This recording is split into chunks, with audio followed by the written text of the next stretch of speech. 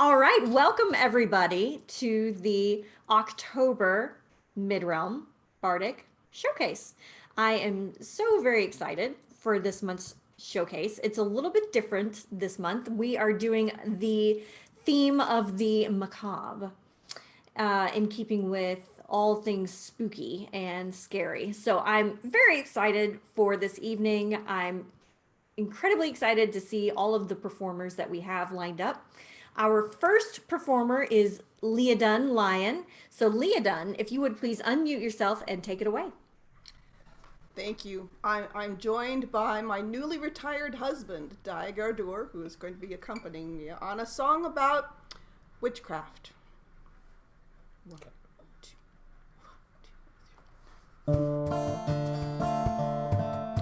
The people's queen to the wise witch cry, good dame, I'll give thee gold. If you can curse my king who's done great wrong. Oh, he promised always faithful, he vowed we'd true grow old, together in a life of love and song. For we gave him truth, but he gave us lies, God hard upon our hearts. Now we would see him meet his just desert. Can my gleaming treasure buy us the best of your strange art, to make him no regret for all our hurt? Said the witch,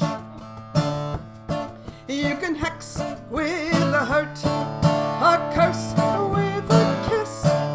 Results of either only time will tell. Ripple with cruelty, or blight with bliss. But the very best revenge is living well. Then the wizened crone gave a wink and a laugh and replied, here's what I do. The strongest curse within me I will cast. Oh, the king shall know great sorrow, he'll taste a bitter brew, and yet no sin upon thy breast hold fast. You can hex with a hurt, a curse with a kiss. Results of either only time will tell. Ripple with cruelty, or blight with bliss. But the very best revenge is living well. So the good old witch took the queen's good gold, and she set her pot to boil, and into it pitched the people's woe and pain. She steeped and stirred their anguish, she set their grief a-roil, reduced it down till not but peace remained. Oh, the witch danced a jig round the firelight as she cast her strongest spell, and she laid a gaius all across the land, blessing everyone the king had harmed, every prisoner in hell, enchanting those in sorrow's strong command. And the spell spread out all across the land, and the people sighed and smiled. A storm of joy, drenching woman, child, and man. Oh, but the king on high, Harry Lord unlucky, the king betrayed by believing his deceits, found contentment, creativity, and peace. Each one prospered well and happy, every heart felt true love's beat, and the queen far more than all the rest increased. Soon the king went mad, watching others rise, while he but tripped and flailed as he craved his son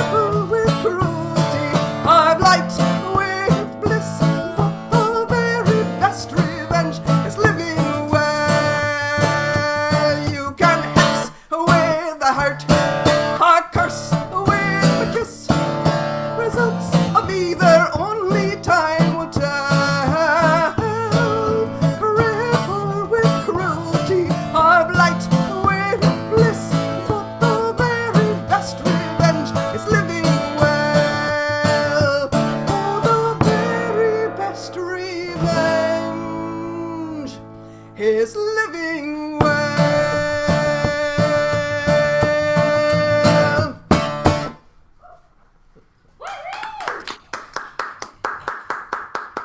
That was wonderful. I really loved that song. Thank you so much for bringing that. You always do such a wonderful job, and I'm so glad that you participated. Oh, thanks for having me. I loved it. Absolutely. Well, I hope that you guys enjoyed, well, when you watch this, that you enjoyed that as much as I did. Our next performer is Hilla Stormbringer. So, Hilla, if you would please unmute yourself and take it away. Hello, everybody. How are you on this fine, dark, and somewhat stormy night? I want to know, do you like ghost stories? Do you like creepy stories? Do you like stories about monsters and things that go bump in the night? Shame on you! This is a song dedicated to all those who have fallen in pursuit of our horror. We are the ghosts of the legends dark and dread. We are the dead of the scary tales you tell. We gave our lives so that you might be amused or scared to death. Ah, trick or treat, trick or treat. What's the trick? The treat is for us. What's the treat? The trick is on you. We'll see you soon, for it's almost Halloween. Lock all your doors and pretend you're not at home. It doesn't matter, for we have all the keys into your mind. Ah, trick or treat, trick or treat. What's the trick? The treat is for us. What's the treat? The trick is on you.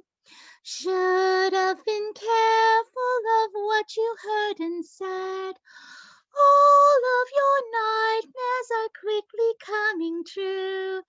We were so hungry, and terror is our food. Trick or treat. Ah, trick or treat, trick or treat. What's the trick? The treat is for us. What's the treat? The trick is on you.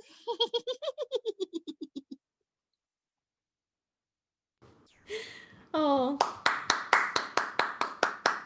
thank you, Hilla. I truly appreciate you participating and thank you for coming. That was creepy and exactly what we were looking for this evening. Our next performer is Tommaso. So, Tommaso, if you would please unmute yourself and take it away.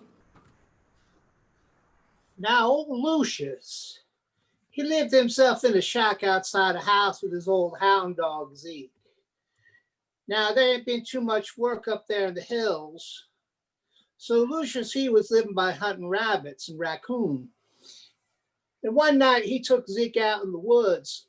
He saw something, and he couldn't get a shot at it, so he hit it with his knife, and it got away, but the tail was left behind. So, well, we ain't it so good lately. I'll just take this here tail home with me, and I'll feed myself, I'll feed Zeke.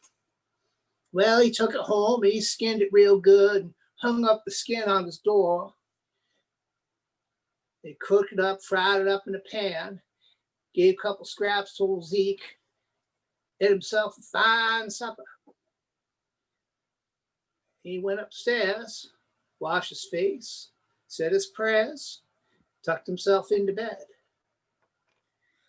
Well, middle of the night, he wakes up with a start. Zeke is howling, making such a fuss. Doesn't know what's going on, but he hears something outside. It sounds like, "Telly-po, telly-po. All I want is my telly-po." Well, he know he's hearing something. But he hears some fussing outside. So he runs downstairs. He opens up the door, says, "You, Zeke, you go get him." And he hears a big yelp. Is that you, Zeke? You don't hear nothing except Telly-po, Telly-po. All I want's my Telly-po. Well, he shuts himself the door. He sets a chair in front of it. He puts a barrel in front of the chair. Ain't nothing getting in there. Runs upstairs, hides himself under the covers. And he hears the door break down. And he hears, Telly-po, Telly-po. All I want's my Telly-po. And he hears it coming up the stairs. Telly-po, Telly-po. All I want's my Telly-po.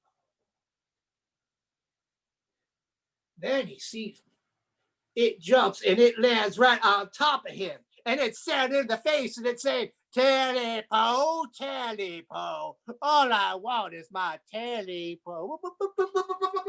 I have your Telly-po. Oh, yes, you do. And it pokes him in the belly. Poke, poke. And I know where it is. Poke, poke, poke. And I'm gonna get it!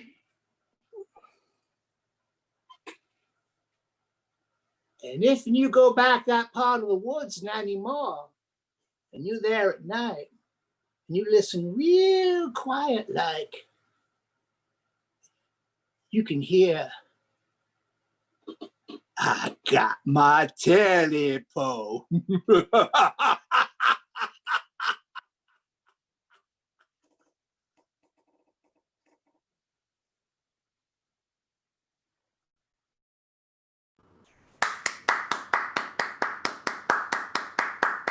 I believe that was appropriate to the theme and also very creepy. So thank you so much for bringing that for our evening. Our next performer, and before I introduce our next performer, I do want to say that for all of you watching from home, I usually say this in these, but if you're new, you don't know this. But one of the best parts about doing these Zoom performances, showcases, is that all of the other performers are here and you can see all of them. So whenever someone else is performing, you can see their heads bobbing along to the song or what have you, and you can see all of us clapping with our mics muted. So it's truly delightful to be behind the scenes on this. But anyways, our next performer is Brethelwyn. So Brethelwyn, if you would please unmute yourself and take it away. Thank you. I will. So, the macabre, the mother of an ear of corn. This is based on a story by Marie de France.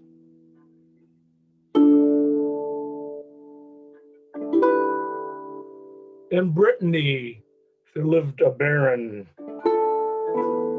who was a good and handsome knight who conducted himself most nobly. He was one of his king's closest advisors and was also well loved by his neighbors.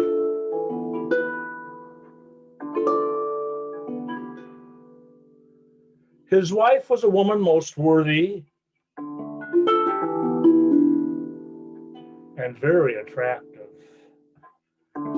He loved her, and she returned his love. But one thing caused her great worry, was that each week he was absent for 3 full days without knowing what becomes of him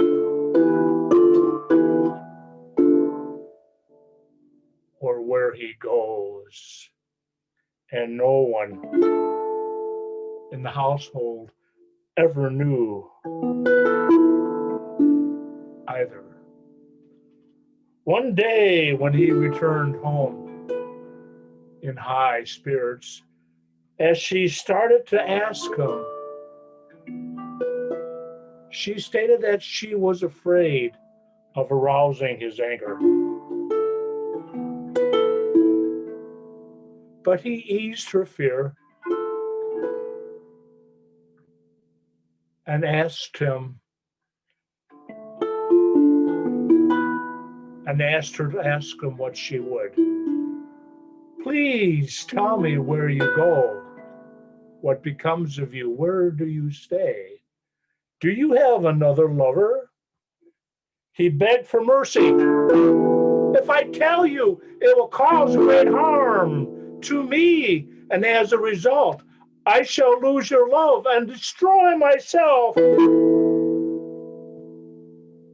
When the lady heard this, she knew his seriousness, but persistently questioned and coaxed him to reveal his secret. Finally, he resisted. He resisted no longer. Lady, I become a werewolf.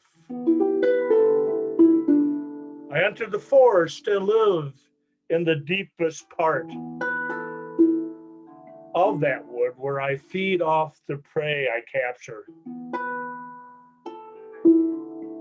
When he revealed all, she asked, was he naked or clothed?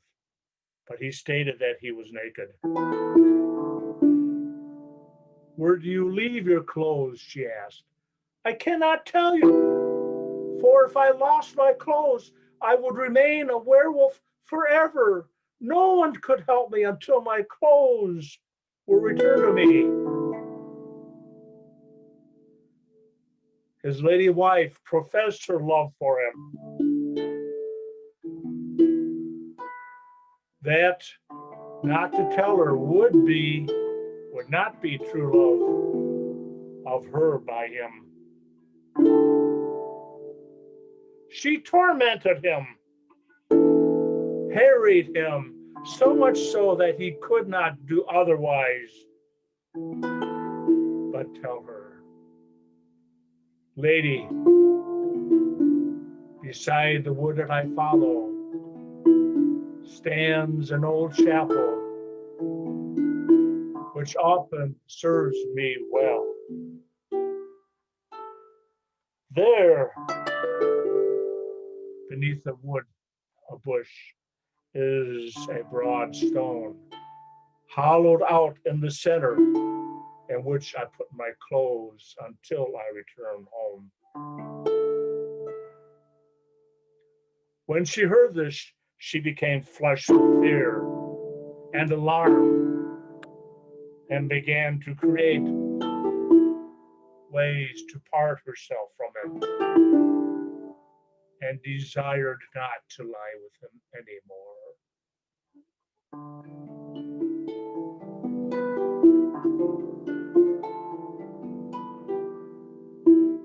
She then sent a messenger to another knight in the region who had loved her, but she not him. Now she craved his aid and promised to grant him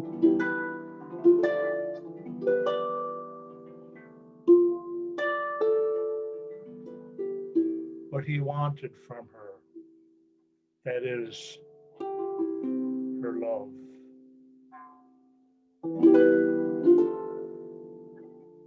He thanked her and accepted her pledge, where she received his oath and told him of her husband and what becomes of him, where to find his clothes, and sent him to steal the clothes of her husband. Thus was Bisclavaret betrayed and wronged by his wife. Because Bisclavaret was often missing, all thought he was now gone away forever. Everybody searched for him for a long time, but found no trace of him, and eventually gave up the search.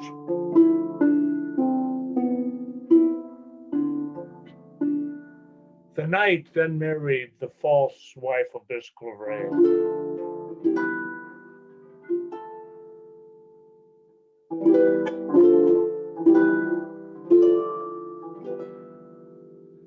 After a year had passed, the king, while hunting, heading straight for the forest where Bisclavaret lived, released the hounds, whereupon they pursued Bisclavaret.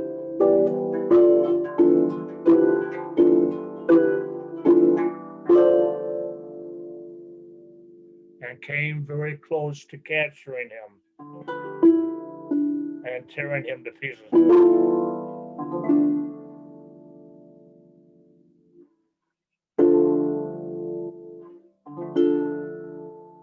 Bisclavaret came upon the king, begging for mercy, kissing his foot and leg.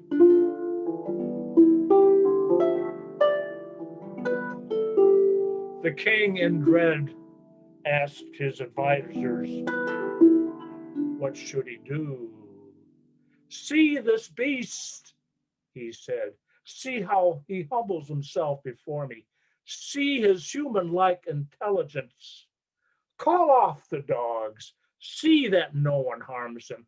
Let us return, for this creature is under my protection. No more hunting today. When they returned to the castle, Bisclavaret remained loyal to the king, guardian, companion. The king truly loved the creature and took very great good care of him. All marveled at his gentleness and caring of the king and the king's family.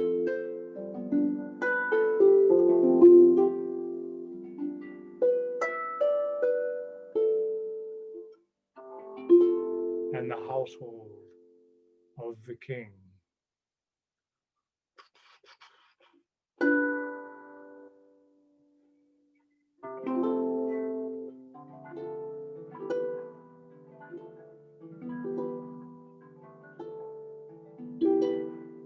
It was festival time had come up,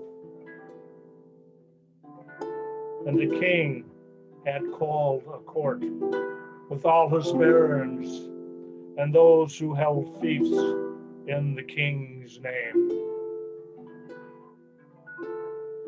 including Bisclavaret's former wife and her new husband.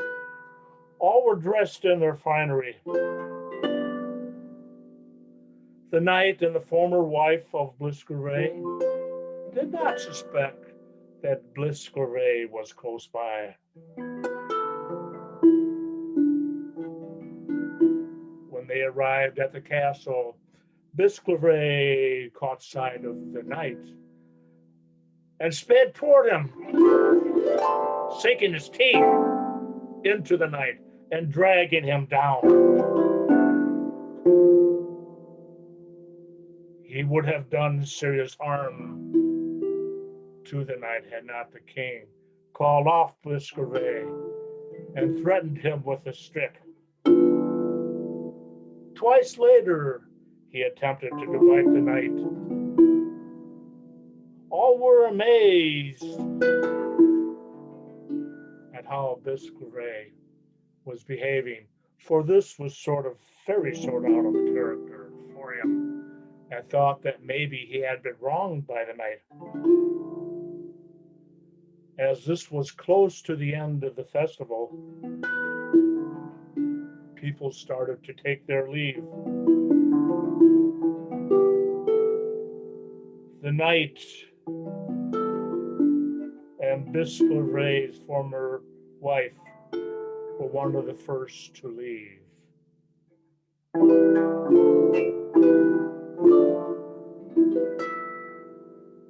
Not long afterwards, the wise and courtly king came to the forest where Bisclavaret was found. The king took lodging that night. With Bisclavaret's former wife learning of this, she dressed in her finery and brought a present, most expensive gift to the king. When Bisclavaret saw her, no one could restrain him. He dashed at her like a madman or a mad werewolf, leaped at her, tore the nose from her face. Bisclavaret became surrounded by the king's men, and they were about to be torn to pieces when a wise man intervened, stating, "Lord, listen to me. This beast has lived with you, and every single one of us has seen him over a long period of time, and has been with him at very close quarters. Never before has he touched a soul or committed a hostile act, except when this lady is here or her husband. By the faith I owe you, he has some grudge against her and her husband. She was the wife of the knight you used to love so dearly, and who has been missing for a long time without knowing what became of him."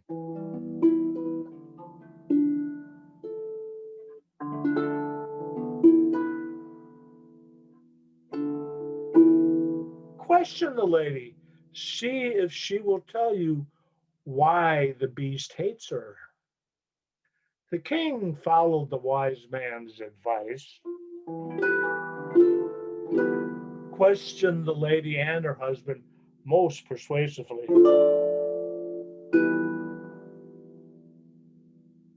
Where they told of the plot to steal Bisclavaret's clothes. She believed that the creature was Bisclavaret. The king asked her for his clothes, whether she liked it or not. Bisclavaret's clothes were returned to him. But he did nothing but sit there. Then the wise man said,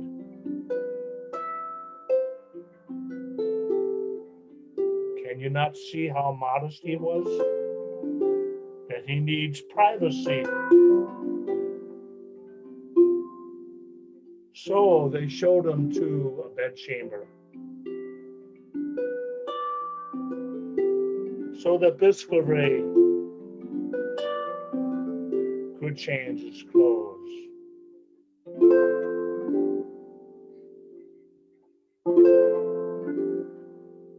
A little while later, the king and two barons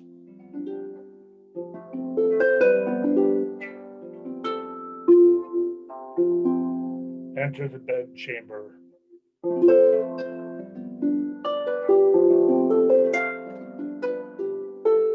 And they found Bisclavaret asleep on the bed in the bedchamber. And the king rejoiced and embraced Bisclavaret, for he had returned a most faithful friend.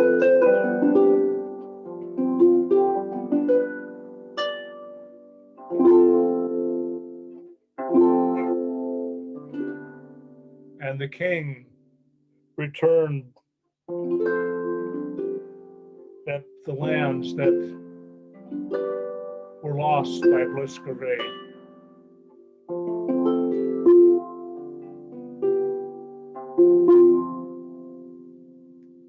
and his former wife and the knight were banished. And they had many children. But what was strange about the children, that a number of them were born without noses. But later on, one of them would be most evil, a man without a nose. But then, this is another story.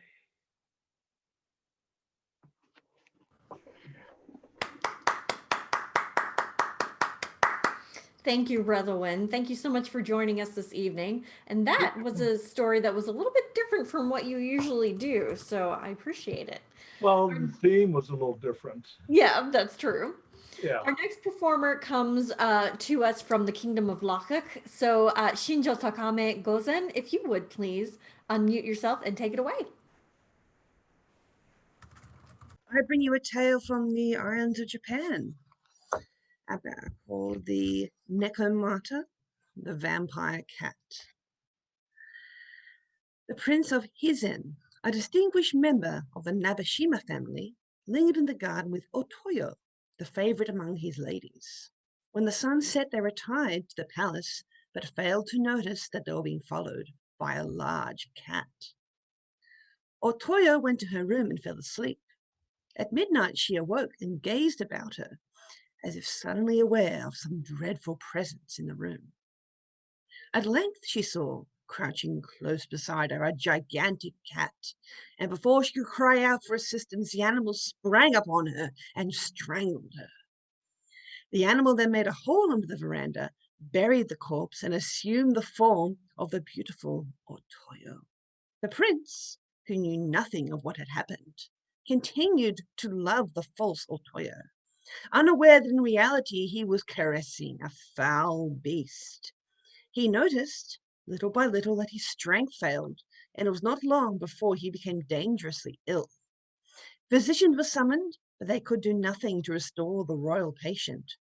It was observed that he suffered most during the night, and was troubled by horrible dreams. This being so, his councils arranged that 100 samurai should sit with their lord and keep watch while he slept. The watch went into the sick room, but just before midnight, he was overcome by a mysterious drowsiness. When all the men were asleep, the false Otoyo crept in the apartment and disturbed the prince until sunrise. Night after night, the retainers came to guard their master, but always they fell asleep at the same hour, and even 3 loyal counselors had a similar experience. During this time, the prince grew worse, and at length a priest named Rutian was appointed to pray on his behalf. One night, while he was engaged in his supplications, he heard a strange noise proceeding from the garden. On looking out the window, he saw a young soldier watching him, washing himself. When he finished his ablutions, he stood before an image of the Buddha and prayed most ardently for the recovery of the prince. Ruiten, delighted to find such zeal and loyalty, invited the young man to enter his house, and when he had done so, inquired his name. "I am Ito Soda," said the young man, "and serve in the infantry of Nabeshima. I have heard of my lord's sickness and long to have the honor of nursing him, but, being of low rank, it is not fit that I should come into his presence. I have, nevertheless, prayed to the Buddha that my lord's life may be spared. I believe that the Prince of Hizen is bewitched, and if I might remain with him, I would do my utmost to find and crush the evil power that is the cause of his illness." Ruiten was so favorably impressed with these words that he went the next day to consult with one of the counselors, and after much discussion, it was arranged that Ito Soda should keep watch with the 100 samurai. When Ito Soda entered the royal apartment, he saw that his master slept in the middle of the room, and he also observed the 100 samurai sitting in the chamber quietly chatting together in the hope that they would be able to keep off the approaching drowsiness. By midnight, all the retainers, in spite of their efforts, had fallen asleep. Ito Soda tried to keep his eyes open, but a heaviness was gradually overcoming him. and he realized that if he wished to keep awake, he must resort to extreme measures. When he carefully spread oil paper over the mats, he struck his dagger into his thigh. The sharp pain he experienced warded off sleep for a time, but eventually he felt his eyes closing once more. Resolved to outwit the spell, which had proved too much for the samurai, he twisted the knife in his thigh, and thus increased the pain and kept loyal watch, while blood continually dripped upon the oil paper. While Itosoda watched, he saw the sliding doors drawn open, and a beautiful woman crept softly into the apartment. With a smile, she noticed the sleeping samurai, and was about to approach the prince when she observed Itosoda. After she had spoken curtly to him, she approached the prince and inquired how he fared. But the prince was too ill to make a reply. Itosoda watched every movement and believed she tried to bewitch the prince, but was always frustrated in her evil purpose by the dauntless eyes of Itosoda, and at last she was compelled to retire. In the morning, the retainers woke and were filled with shame when they learned how Itosoda kept his vigil. The councillors loudly praised the young soldier for his loyalty and enterprise, and he was commanded to keep watch again that night. He did so, and once more the false Otoyo entered the sick room, and, as on the previous night, she was compelled to retreat without being able to cast her spell over the prince. It was discovered that immediately the faithful Soda had kept guard, the prince was able to obtain a peaceful slumber. And moreover, that he began to get better, for the false Otoyo, having been frustrated on 2 occasions, now kept away altogether. And the guard was not troubled with mysterious drowsiness.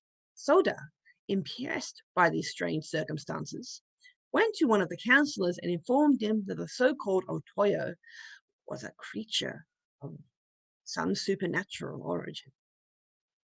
That night, Soda planned to go to the creature's room and tried to kill her, arranging that in case she should escape, there should be 8 samurai outside waiting to capture her and dispatch her immediately. At the appointed hour, Soda went to the creature's apartment, pretending that he bore a message from the prince. "What is your message?" inquired the woman. "Kindly read this letter," replied Soda, and with these words he drew his dagger and tried to kill her. The false Otoya seized a halberd and endeavored to strike with her adversary.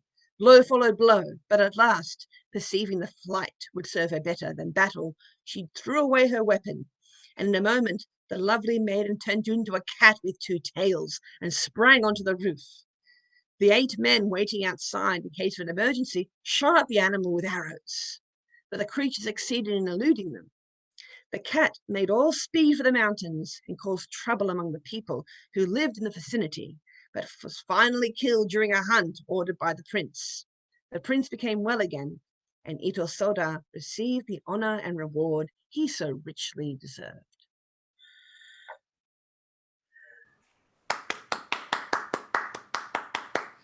Thank you, Shinjo, for your story and for joining us. I know it's early morning where you are currently, so I'm so glad you were able to make it this evening. It's actually not early, it's almost noon. Oh, is it? Oh, then never mind. Never mind. I'm not impressed anymore. No, I am. I'm kidding. I'm kidding. Thank you again. Our next performer is Dylan Merkmark. So, Dylan, if you are ready, please unmute yourself and take it away.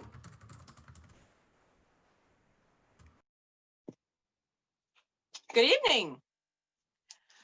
I have a couple of tunes to play for you tonight. And as a piper, one of the interesting things that I found in illuminations and such is the aspect of death playing the pipes or the trumpet or the drums, this heralding of death. And there is much interest in the idea of memento mori and Totentanz, which is the dance of death. So tonight I'm going to play for you a Totentanz, the Saltatio of Mortis version, and follow it up with 3 variations of a Romanian folk song called Drumul Dracului. So Drumul Dracului means devil's path. So the idea was when you dance to the tune of Devil's Path, you actually ward off the devil. So actually, one moment, please. I'm hearing a rattling at my door and there's a cold draft. One moment, please.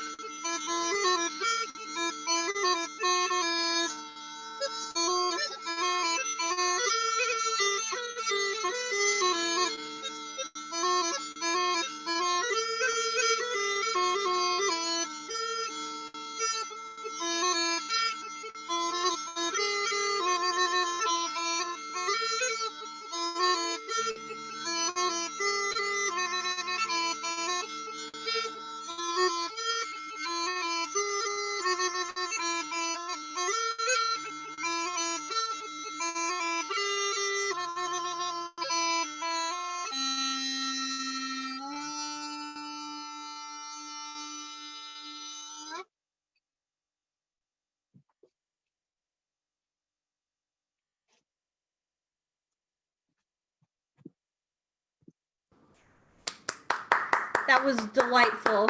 Thank you. Thank you so much. I don't know if you're Dulon anymore or not. It's hard to tell, but if you're not Dulon, would you please tell her that your performance was amazing, although I'm sorry we didn't get to hear her performance, but thank you so much. Oh, unknown personage. Thank you. I loved it. Our next performer is new to the Midrealm and our Midrealm Bardic showcases. So I want everyone to give a very warm welcome to Thori Vaderdaughter. So Thori, if you would please take it away. Unmute yourself and take it away. Yes, the unmuting is important.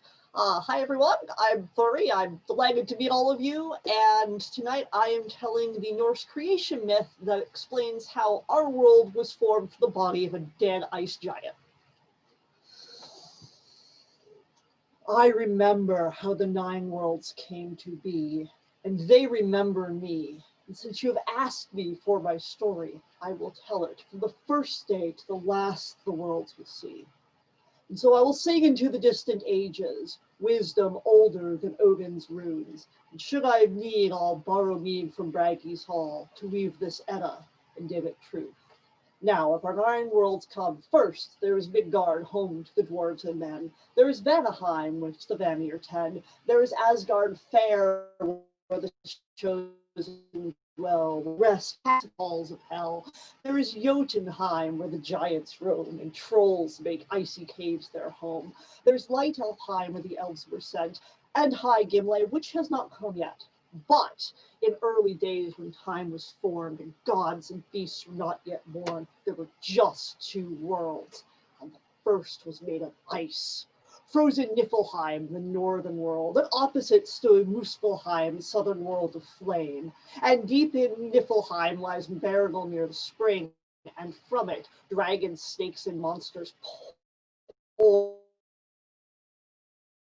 like rain. They pour down into Mungagap, the ancient pit where the ice and fire swirl, and they pour down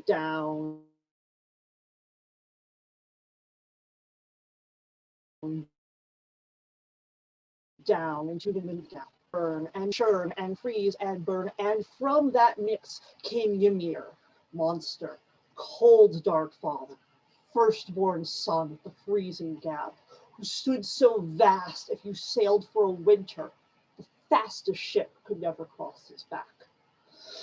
And this giant lived on the icy hills and screamed as hunger as giants will, but Ginnungagap heard its firstborn's howl and burst for him an enormous cow. Alduma, the ice cow, whose milk flowed sweet and soft.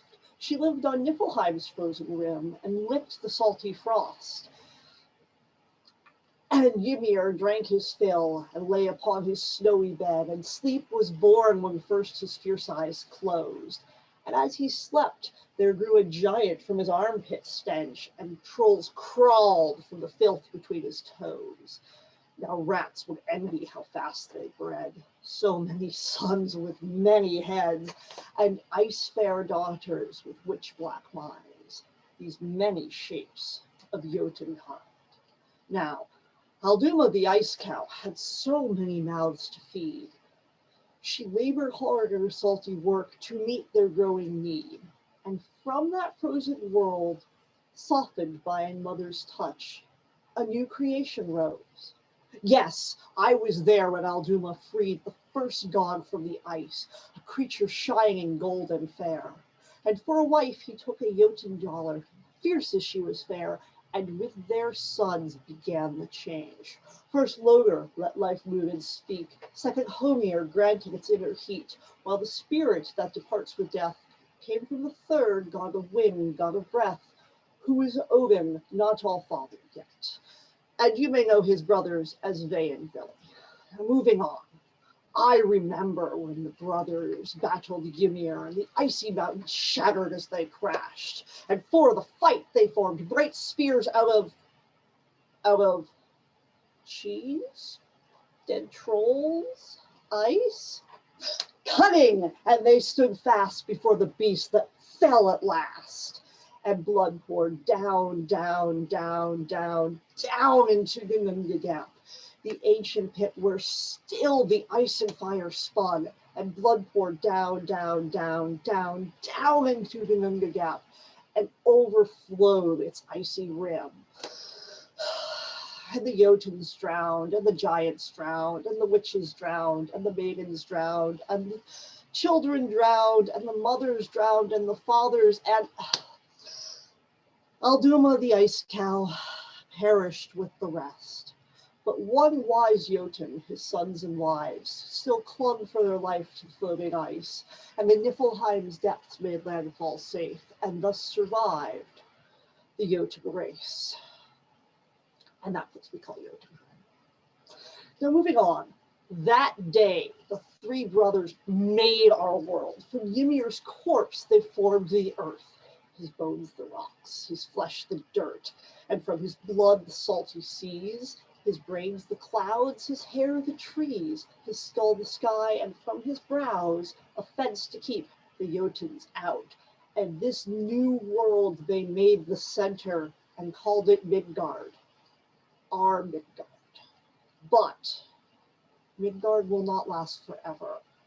All things come to an end, and someday, getting closer, Ragnarok will come, the final battle, where all will fall back into ice and fire.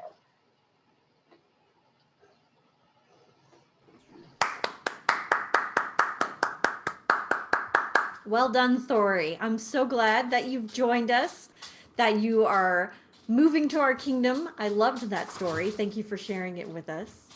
And I look forward to seeing you participate in more of these. Our next performer is Saiv Ingen Donchada. So, Saiv, if you would please unmute yourself and take it away. Hello. So I am going to sing a song for you, and it is called Berserker Song. It is by Mistress Windrith of Savage Daughter fame, but it is of considerably darker subject matter for our theme. Okay. I say to the gods, I have wedded this blade and will take no other wife. I have bones for her bride price and a barrel for our bed and the blood of our enemies to dress us both in red. It's hard to remember the man that I was then, returning from raiding across the wide sea, our hearts full of pride and our ship full of plunder. I watched for the strand where my stead watched for me. We thought it was fog and that out of season that cloaked our fierce prow and swallowed our wake. But the thicker it grew, the more it smelled of burning. We pulled the oars then till we feared they would break. And I say to the gods, I have wedded this blade and will take no other wife. I have bones for her bride price and a barrel for our bed and the blood of our enemies to dress us both in red. We made groundfall, it seemed 100 years later. When we could see clearly, we wished we were blind. Our steadings were broken and bloody and barren. We knew from our raiding what else we would find. We wandered like wolves through the ashes of kinsmen. The crows mocked our howling to long deafened ears. The stink of death sickened me, nigh unto retching. We salted the earth of our dead with our tears. And I say to the gods, I have wedded this blade and will take no other wife. I have bones for her bride price and a barrel for our bed and the blood of our enemies to dress us both in red. Some say I'm mad now, but I'm only enamored with my shining bride and her face in the light. She weeps when she's thirsty, and I live to please her. We search for her slaking through day and through night. And I say to the gods, I have wedded this blade and will take no other wife. I have bones for her bride price and a barrel for our bed and the blood of our enemies to dress us both in red. Now where a wraith goes, only wind marks its passing, but where a man goes, a good bear dog can track, and I'll hound them until the last wears the blood eagle, carved like a lover's knot deep in his back. And I swear to the gods, I have wedded this blade and will take no other wife.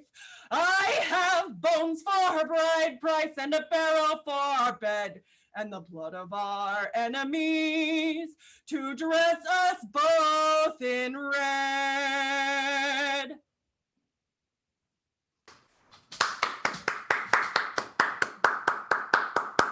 That was very well performed. Thank you so much, Saiv. I'm so glad that you started joining us. I absolutely love it. And that was, I think, perfectly suited to the theme, so I appreciate it. Our next performer is Nikolai. Nikolai, if you would please unmute yourself and take it away.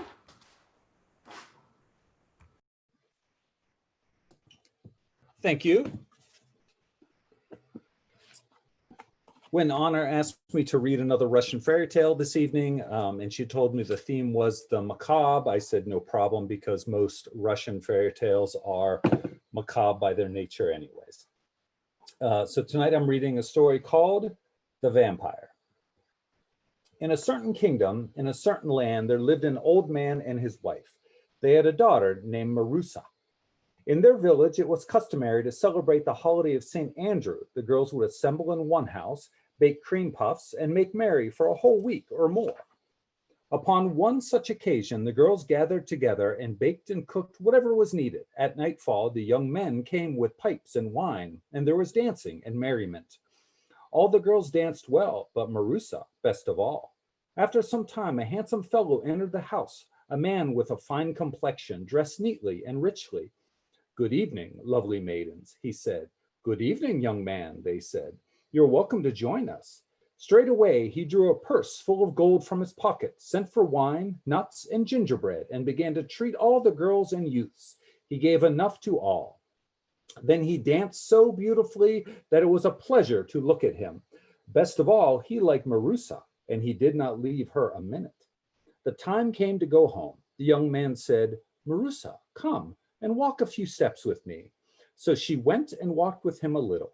He said, "Marusa, my darling, do you want to marry me?" "If you want to take me as your wife, I will marry you gladly. But whence do you come from?" "From such and such a place. I am a merchant's clerk." They said farewell, and each went his way. When Marusa came home, her mother asked her, "Did you have a good time, little daughter?" "Very good, mother, and I want to tell you a piece of good news. There was a fine young man there, handsome, with plenty of money, who promised to take me to wife." "Listen to me, Marusa," the mother said. "Tomorrow, when you go to the girls, take a ball of thread. When you say farewell to him, loop the thread around a button on his clothes and quietly loosen the ball. Then you will learn from the thread where he lives." The next day, Marusa went to the party and took along a ball of thread. The young man came again. "Good evening, Marusa," he said. "Good evening," she replied. Their merrymaking and dancing began. The young man clung to Marusa even more ardently than before. He did not leave her for an instant. When the time came to go home, the guest said, "Marusa, come walk a little way with me." She went out into the street, began to take farewell of him, and quietly slipped a loop of thread around a button of his clothes. He went his way, and she stood there loosening the ball. When it was all unrolled, she ran to find out where her promised groom lived. At first, the thread followed the road. Then it stretched across fences and ditches and led Marusa straight to the main gate of the church. Marusa tried the gate, but it was closed. She went around the church, found a ladder, put it under the window, and climbed up to see what was going on inside. She peered inside. Her promised groom stood near a coffin and was eating a corpse, for a dead man had been laid in the church. She wanted to jump quietly down from the ladder, but in her fright, she stumbled and made a noise. She ran home in terror, fancying that she was pursued. And when she arrived at home, she was half dead. Next morning, her mother asked her, "Well, Marusa, did you see that young man?" "I did, mother," she answered, but she did not tell her mother all that she had seen. When evening came, Marusa sat thoughtful, wondering whether or not to go to the party. "Go," said her mother, "make merry while you're young." She went to the party, and the evil stranger was there. Again, there were games, merriment, and dancing. The girls did not suspect anything. At the end of the evening, the evil spirit said, "Marusa, will you take a few steps with me?" She refused to go, for she was afraid. All the girls pressed her. "What is the matter with you? Are you timid? Go and say farewell to this fine young man." She had no choice but to go, putting her hopes in God. As soon as they were in the as soon as they were in the street, the young man asked her, "Were you in the church last night?" "No." "Did you see what I was doing there?" "No." "Well, tomorrow your father will die." Having said this, he vanished. Marusa returned home and was listless. Next morning when she awoke, her father was dead. They wept over him and put him in a coffin. At night, the mother went to the priest and Marusa remained at home. She felt frightened and decided to join her friends. When she came, she found the evil one was there. Good evening, Marusa. Why are you so sad? The girls asked her. How can I be merry? My father has died. Oh, poor girl. Everyone grieved with her. So did the vampire, just as though it was not his work. The guests began to leave. The evil youth said, Marusa, come walk a few steps with me. She refused. The other girls pressed her, saying, What are you, a little girl or a woman? Why are you afraid? Walk with him. She went out with him. In the street, he said, Tell me, Marusa, were you in the church? No. Did you see what I was doing? No. Well, tomorrow, your mother will die. Having said this, he vanished. Marusa went home even sadder than before. Next morning when she awoke, her mother lay dead. All day she wept, and the sun set, it began to grow dark, and she was afraid to stay alone, so she went to join her friends. Good evening. What is the matter with you? You look quite pale, they said. How can I be merry? Yesterday my father died, and today my mother, Marusa said. Poor girl, unfortunate girl. Everyone sympathized with her. The time came to go home. Marusa, come walk a few steps with me, said the evil spirit. She went out with him. Tell me, he asked, were you in the church? No. Did you see what I was doing? No. Well, before tomorrow night, you yourself will die. Marusa spent the night with her friends. In the morning, she got up and wondered what to do. She recalled that she had a grandmother who was very, very old and had been blind for many years. She decided to go to her grandmother and ask her advice. She went to her grandmother. Good day, grandmother, she said. Good day, little granddaughter. How does God favor you? How are your father and mother? They are dead, grandmother. And she recounted everything that had happened to her. The old woman listened to her and said, Oh, you poor girl. Now, listen, go quickly to the priest and ask him to see that when you die, dig a hole, that a hole is dug under the door sill, and that you are carried from your house, not through the door, but through the hole. And also ask him to bury you at the crossroads. Marusa went to the priest and with tears in her eyes begged him to do everything that her grandmother had asked her. She returned home, bought a coffin, laid herself in it, and died at once. The priest was called. He first buried Marusa's father and mother, and then buried her. She was carried out through the hole under the door and buried at a spot where two roads met. Shortly afterward, the son of a boyar happened to drive by Marusa's grave, and he beheld a wondrous little flower growing on that grave, a flower such as he had never seen. The baron said to his servant, Go and dig up that flower with its root. We will take it home, put it in a pot, and let it blossom in our house. They dug up the flower, took it home, planted it in a glazed pot, and put it on the windowsill. The flower began to grow and blossom gloriously. One night, the servant somehow could not sleep. He looked out of the window and saw a miracle. The flower suddenly began to sway, fell to the ground, and turned into a lovely maiden. The flower was pretty, but the maiden prettier still.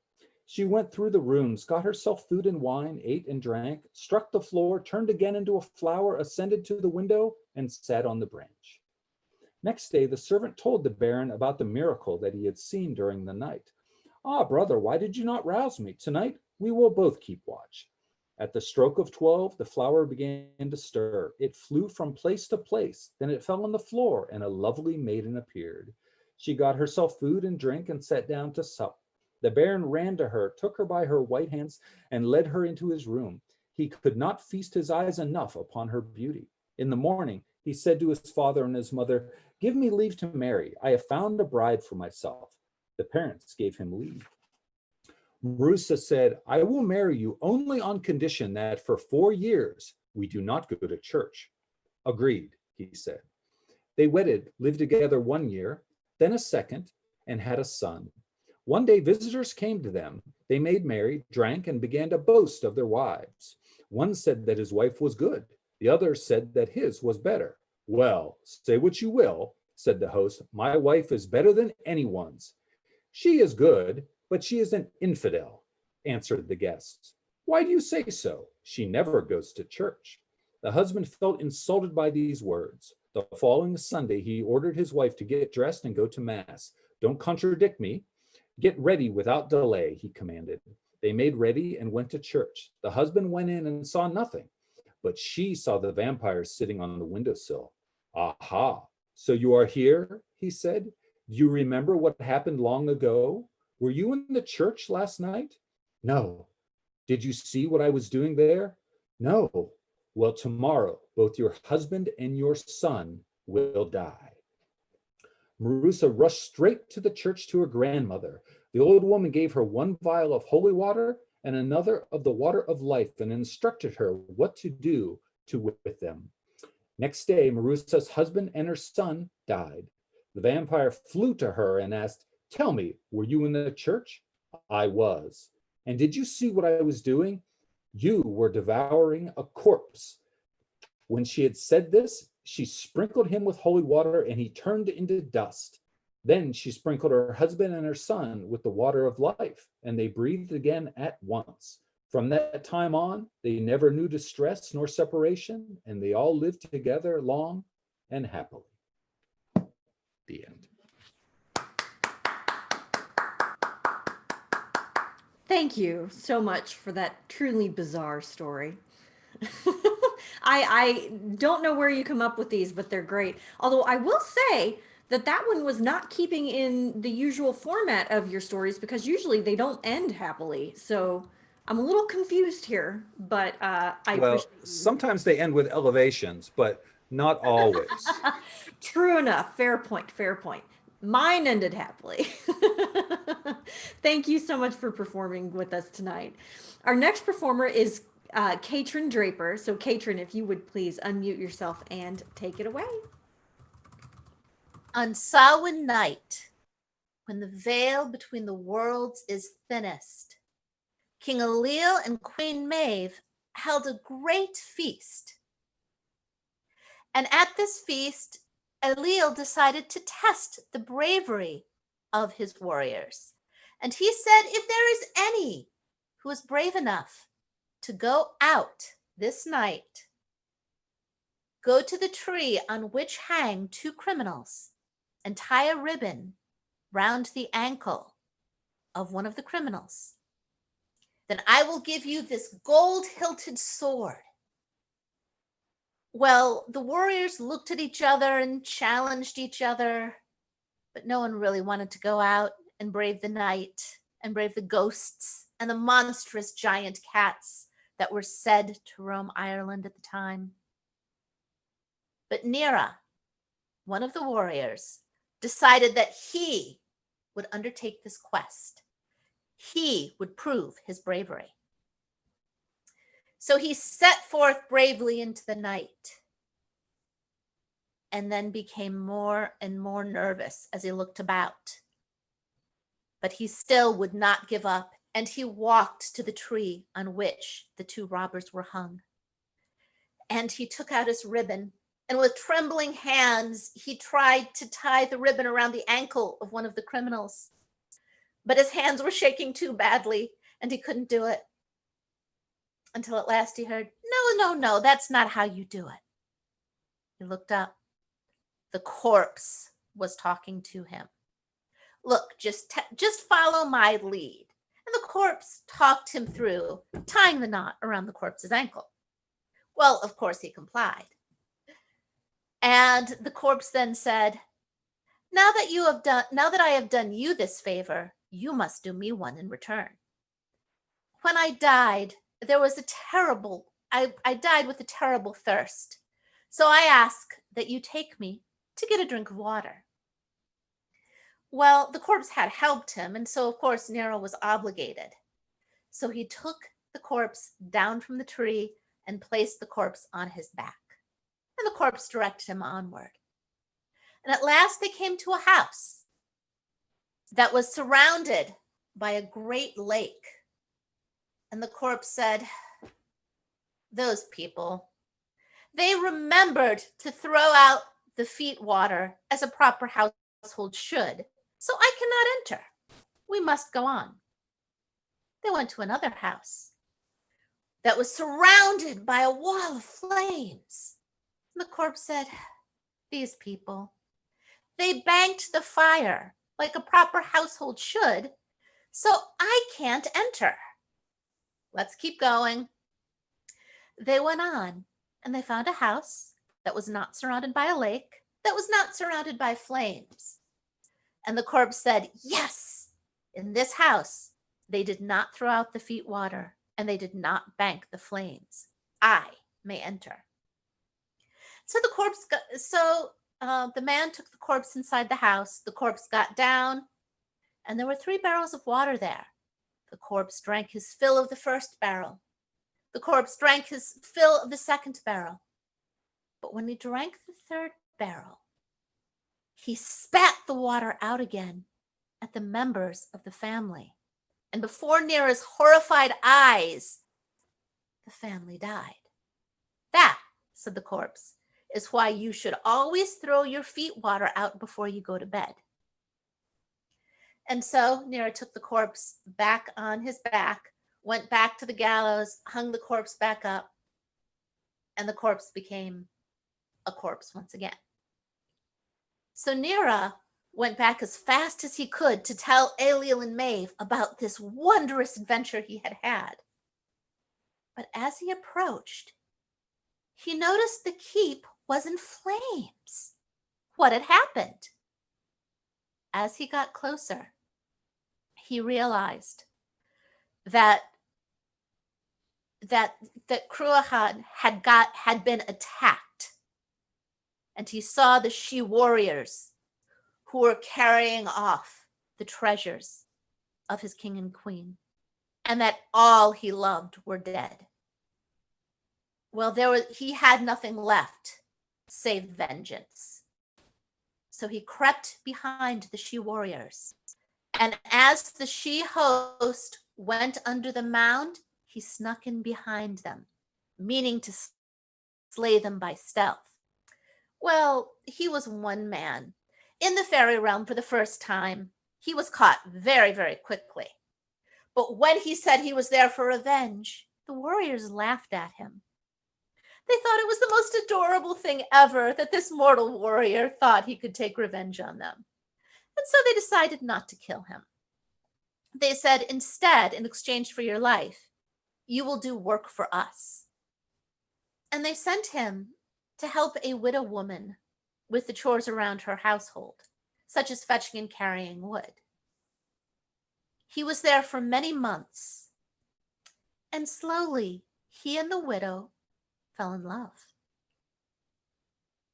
And after nearly a year, the widow said, I must tell you something. 2 things, in fact. First, I am carrying your child. And Nera was truly happy at this. And then she said, your people are still alive. What? How can this be? I saw them killed. No, said the woman. Time runs differently here and in your world. You saw a vision of the future. What you saw is not what happened last Samhain, but what is to happen this Samhain for us. If you go, you can warn your people and they will be prepared. And so he agreed to go, but he said, they won't believe me. And she said, in your world, it is near winter. Take you fruit of the summer from here in the fairy realm, and then they will know you speak the truth. And so she gave him a fruit of summer, and he took it with him. And he went back to warn Ailill and Maeve. Well, no sooner had he entered, and so relieved was he to see that all were well and healthy, that they laughed at him and said, you were gone but for a minute. Did you frighten so soon? And he said, no, I have been gone for nearly a year. And he told them the tale, and as proof, he brought forth this fruit of the summer. And they looked at it and they were convinced. And Ailill ordered his men to be ready to fight off the she host. And because of that warning, they did fight off the she-host. And in fact, they followed them back to the she-mound, and they went underneath the she-mound, and they robbed those treasures. But a strange thing happened. When Ailill went to present the gold-hilted sword that he had promised Nera, Nera was nowhere to be found. Neither was his fairy wife. And from that day to this, no one has ever seen Nera again. And that is the story of the strange journey of Nera. Thank you.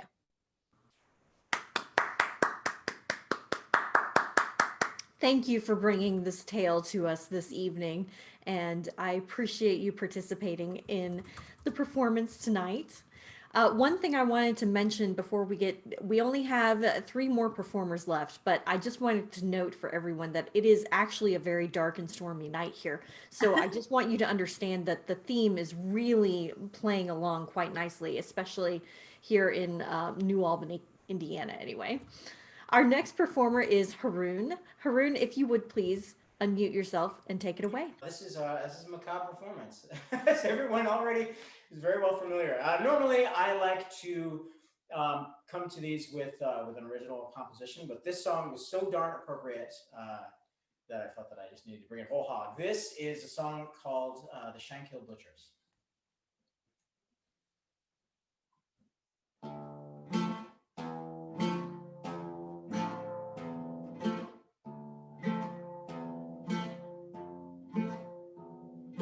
Shankill Butchers ride tonight.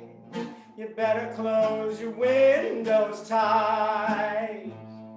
They're sharpening their cleavers and their knives, and drinking all their whiskey by the pint.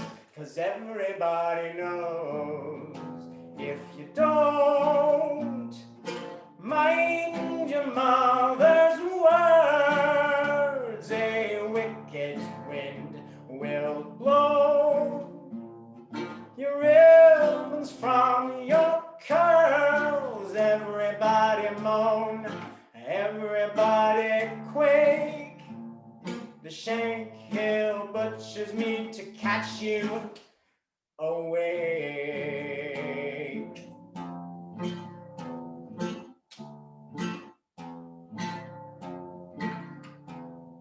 They used to be just like me and you. They used to be sweet little boys. Then something went horribly askew. Now killing is their only form of joy. 'Cause everybody knows if you don't mind your mother's words, a wicked wind will blow your ribbons from your curls. Everybody moan, everybody quake. The Shankill Butcher's gonna catch you. The Shankill Butchers mean to catch you away.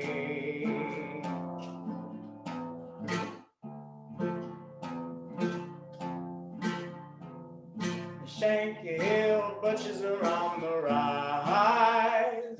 They're waiting till the dead of night. They're picking at their fingers with their knives and wiping off their cleavers on their thighs.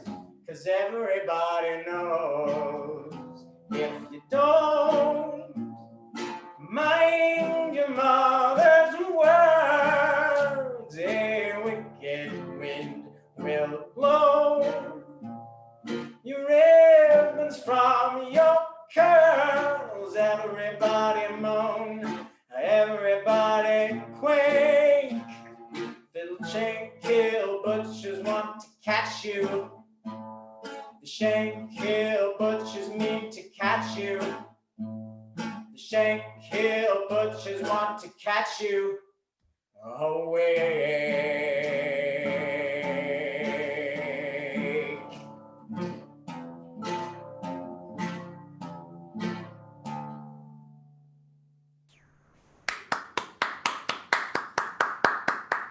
Wonderful. Thank you so much for playing that. I love that song, so I was singing along with my mic muted, of course. But thank you for playing that. I do believe it fits the theme quite nicely. Our next performer is Tanis Van Driel. Tanis, if you would please unmute yourself and take it away. Thank you, Honor. Waltz in the Garden. Silent the garden rests, in walks the maestro. Deep in the night, footfalls gently echo. Ancient stone sculptures awake from their sleeping, as wooden baton lifts out with a sweeping. Chase fox and fowl, race tortoise and hare, dance crone with babe, young maiden most fair. Lovers embraced, their bodies entwined, move in the garden as for the first time. Marionettes every sculpture must follow, each wave of the one giving life they can borrow. Haltingly stumble to the pulse of the casting, taste of life fleeting, torment everlasting. Chase fox and fowl, race tortoise and hare, dance crone with babe, young maiden so fair. Lovers embraced, savoring time, spin in the twilight, their shadows entwined. Silent mouths scream rhymes of the past, loosed on the wind so futilely cast, swept away, reaching their limbs again hardened, slowly competing their waltz in the garden. Oh, love, this movement yields to a stillness. In the eerie moon glow comes the sound of a snake hiss. A veil falls, the moon disappears as if fearful in the dark eyes of red glow from creatures so dreadful. Chase fox and fowl, race tortoise and hare, nothing is safe from a monstrous stare. All creatures flee, the waltz in a garden once turned to stone, there is no pardon.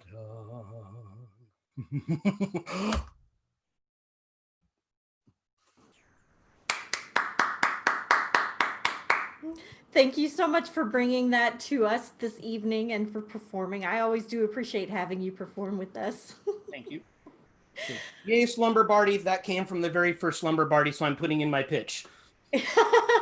Fantastic. We only have one performer left. It's actually me. So I found a song that I thought fit the theme, so I decided I would learn it and sing it. So if I would go ahead and take it away.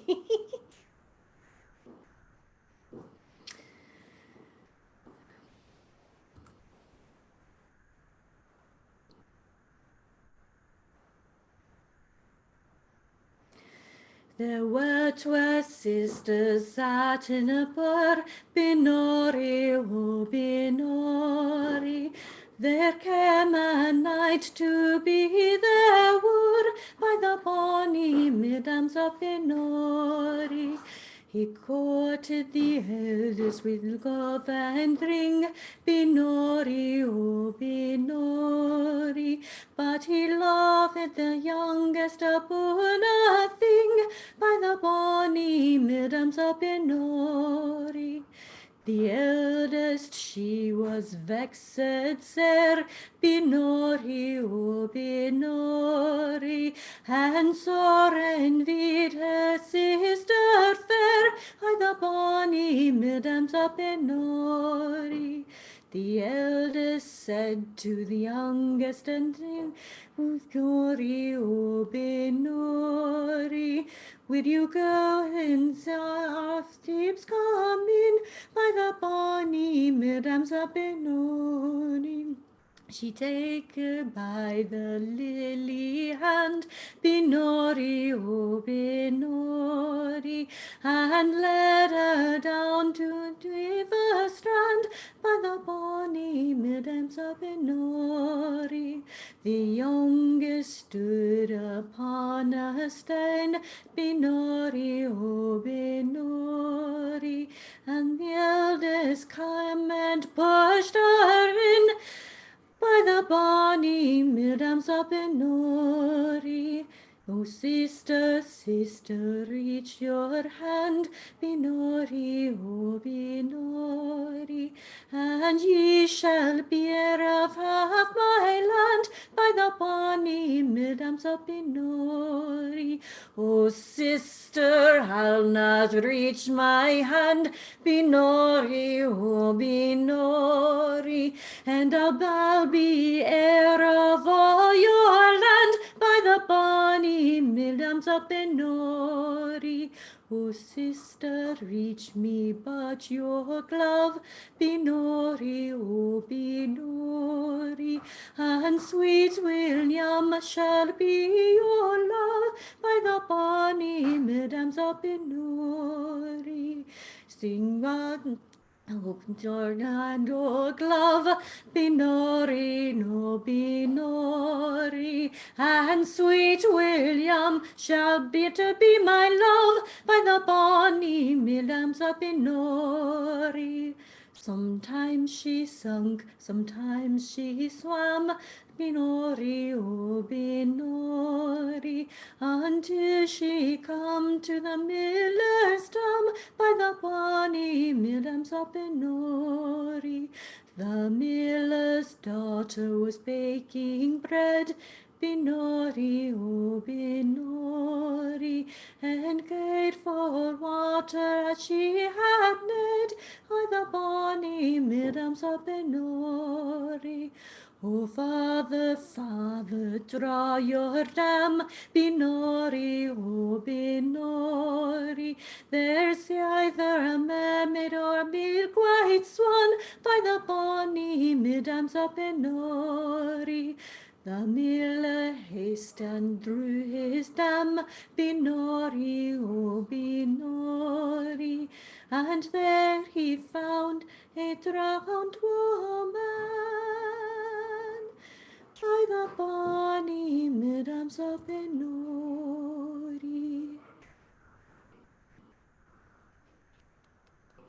And that is it. That ends it for this evening. I am so glad everyone for joining us. Thank you so much. I truly believe everyone's selections have been spooky and macabre. So thank you. And also thank you for putting up with our technical difficulties. This has been recorded, so this will be aired on the Kingdom page tomorrow. And y'all have a wonderful rest of your evening. Thank you so much. Thank you.